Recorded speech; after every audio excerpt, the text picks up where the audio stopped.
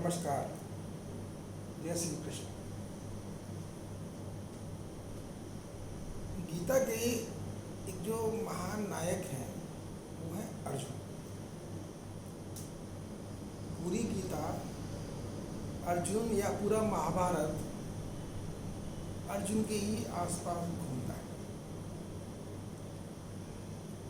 भगवान कृष्ण का जो रोल है, उनको लड़ाई नहीं लड़नी है।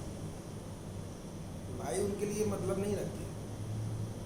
वो सिर्फ युद्ध क्षेत्र में इसलिए हैं कि उनको एक प्यार करने वाला, उनकी शरणागत उस युद्ध भूमि में खड़ा हुआ है।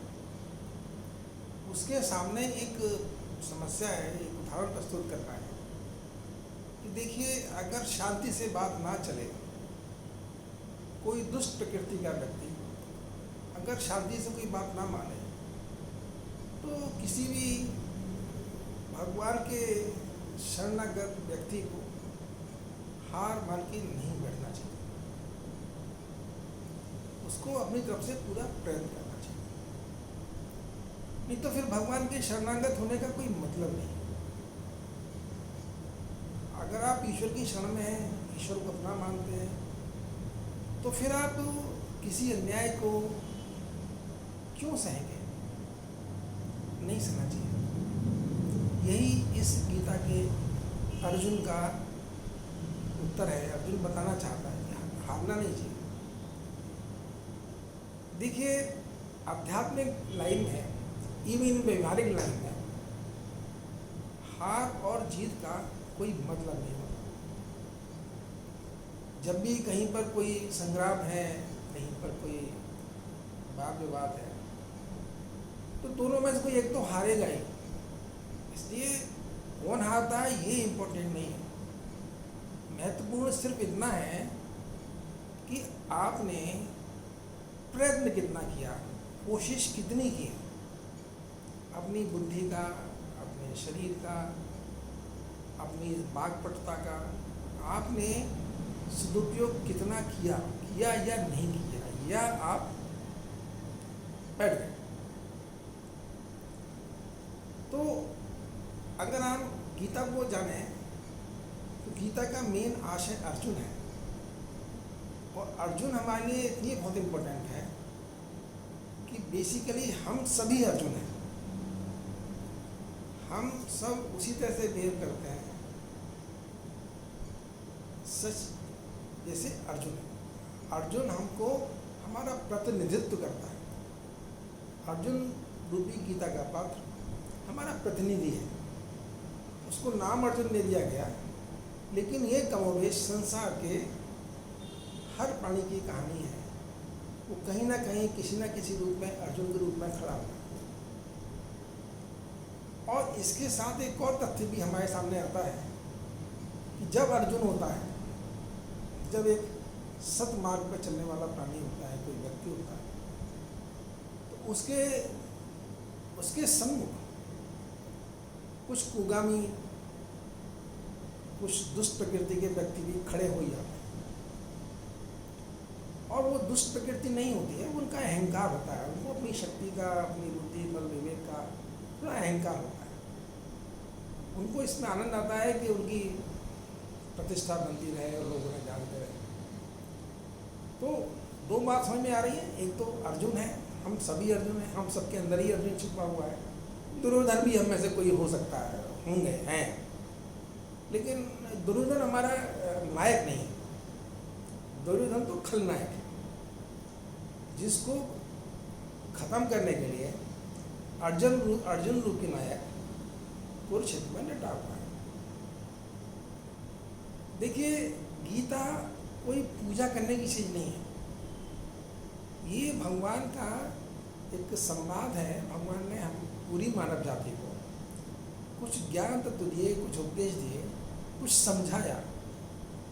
ये उसका बेसिकली सारांश है। ये शाश्वत है।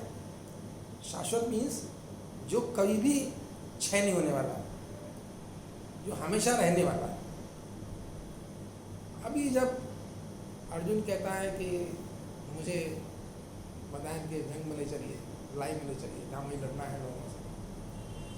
तो भगवान जाके खड़ा कर देते हैं। अब यहाँ पर भी एक समझने वाली बात जो मुझे लगती है कि नाम देने से कुछ नहीं होता। नाम का कोई महत्व नहीं है, कौन भीष्म पितामह है, कौन द्रोण है, ये सब तो चलता रहता है, समय के साथ नाम चले जाते हैं। लेकिन इन लोगों के अंदर जो तत्व प्रभावी थे, जो उनके क्रियाकलापों को संचालित कर रहे थे, वो सदा सत्य है। क्रोध सदा सत्य है। अपने आपको दूसरे का किसी न किसी प्रत्यंग में महसूस करना, किसी न किसी भाव के अधीन हो जाना, या अपनी मान प्रतिष्ठा के अधीन हो जाना, ये हमारी विकृतियाँ हैं। अब भीष्म पितामह थे, क्यों लड़ रहे थे भाई कौरवों की तरफ से? वो जानते थे कौरव गलत है, फिर क्यों लड़ रहे थे? नहीं, वो बन गए थे अपने शब्दों में। जो भीष्म पितामह अपने शब्दों में बंधे हुए हों, तो ये हमें बताने के लिए है कि देखिए, ऐसे शब्दों में बंधना कोई इतना जरूरी नहीं है कि आप अपने शब्दों में बंध जाएं और उचित और अनुचित का भेद खो बैठे, न्याय और अन्याय का भेद खो बैठे। विदुर तो थे, लेकिन विदुर ने तो नहीं किया कि हम कौरवों के साथ लड़ेंगे, चले गए। उनको लगा कि कौरव गलत कर रहे हैं, तो चले गए। तो बेसिकली जब अर्जुन कहता है कि भाई प्रभु या प्रभु मुझे आप वहाँ ले चलिए जहाँ पे देख पाऊँ कि मुझे किन किन लोगों से लड़ना है। अब जैसे मैंने कहा कि गीता शाश्वत है, इसलिए उन पात्रों के नाम इम्पोर्टेंट नहीं है। भगवान ने अर्जुन को जहाँ खड़ा किया, उसके सामने वो शत्रु दिखाए जिनसे उनको लड़ना है। सच पूछें तो गीता हमारे जो कॉन्शियसनेस है, जो हमारी शक्ति है, उसको कैसे हम यूजफुल बनाएं, कैसे उत्तरोत्तर वृद्धि बनाएं, इसके लिए हमें मार्ग सुझाती है। तो गीता का एक लाइन है, गीता में कही गई है प्रभु ने, कि जो व्यक्ति मानव जीवन के महत्व को समझते हैं, इसका मतलब मानव जीवन का जो महत्व है उसको हमें समझना है, और भगवान जाके उसके सामने जो खड़ा कर देते हैं युद्ध क्षेत्र में, तो अगर शब्दों में आप देखेंगे तो उसके सुधार है। लेकिन अब अगर तत्वतः समझेंगे तो हर प्राणी को अपने आसपास घूम रहे कुछ ऐसे शत्रु हैं जिनसे हर समय लड़ना होगा। अब उन शत्रुओं के नाम यदि ये काम है, क्रोध है, मद है, लोभ है, मोह है, भय है, ईर्ष्या है, और इनसे उत्पन्न इनके साइड इफेक्ट हो सकते हैं। तो ये कुछ शत्रु ऐसे हैं जो सदा सच हैं, जो हर प्राणी को, जानवर को, सबको अपने अंदर अपने आक्रमण से त्रस्त करते रहते हैं। कोई भी प्राणी ले लीजिए, बिल्ली, कुत्ता, गधा, घोड़ा, हर प्राणी को ये लोग परेशान करते हैं। ये दिखाई नहीं देते लेकिन ये होते हैं, और इन्हीं से वो ही उसको परेशान करते हैं, बांधे रखते हैं। कितना ही बड़े से बड़े जानवर ले लीजिए, हाथी ले लीजिए, कितना शक्तिशाली है, वो भी बना रहता है। तो ये वो शत्रु हैं जिनसे हम मानव स्वरूप में ही लड़कर विजय प्राप्त कर सकते हैं। एक बार अगर हमारा मानव शरीर चला गया तो फिर हम इनसे विजय प्राप्त नहीं कर पाएंगे। तो भगवान श्री कृष्ण जो है अर्जुन को सीधे वहाँ पर जाके खड़ा कर देते हैं, देखो भाई, अगर तुमको विजय प्राप्त करनी है, अगर तुमको जीतना है, इन शत्रुओं को जीतो जो तुम्हारे सामने खड़े हैं। सामने खड़े क्या हैं? जैसे मैंने कहा कि ये सब दिखाई ना देने वाले शत्रु हैं जो आपके आसपास खड़े हैं, आपकी चेतना शक्ति को, आपके कॉन्शियसनेस को हर समय प्रभावित करते हैं। और प्रभु अपने भक्त को हमेशा ये चाहते हैं कि वो इन तत्वों पर विजयी हो, इनके प्रभाव क्षेत्र से बाहर निकले। बाहर निकलना थोड़ा बहुत मुश्किल है, लेकिन प्रभु कृपा जब होती है तो हो भी सकता है, निकल भी सकता है। पूरी गीता, जो गीता है, गीता का जो तत्व है, वो एक मानव चेतना शक्ति को ये बताना चाहती है कि देखो तुम्हारे आसपास नाना भांति के ये सदा सच रहने वाले तत्व ऊर्जाएं किसी न किसी मानवीय स्वरूप को धारण करके आपके सामने उपस्थित है, और आपको इन सबसे अप्रभावित रहते हुए अपनी जिंदगी को प्रसन्न और उत्साहपूर्ण बनाना है और उनसे विजयी भी प्राप्त करनी। इसलिए भगवान जब अर्जुन को ले जाकर वहाँ खड़ा कर देते हैं, और ये शत्रु इतने प्रबल हैं कि बिना भगवान के आश्रय के किसी भी व्यक्ति के लिए इन पर विजय प्राप्त करना मुश्किल है, कठिन है। क्योंकि ये जो शत्रु जिनको हम बता रहे हैं वो भी कहीं ना कहीं प्रकृति के अंग हैं, सृष्टि के अभिन्न हिस्से हैं, उनके बगैर भी सृष्टि नहीं है। अगर सृष्टि एग्जिस्ट करती है तो ये भी हमेशा एग्जिस्ट करती है। कुछ लोग इसको शत विकार नाम से कहते हैं, तो हम भी शत विकार कह देते हैं, हम शत्रु कह देते हैं। और ये क्या करते हैं, हमारी प्रसन्नता का हरण करते हैं, हमारी शक्ति का क्षय करते हैं।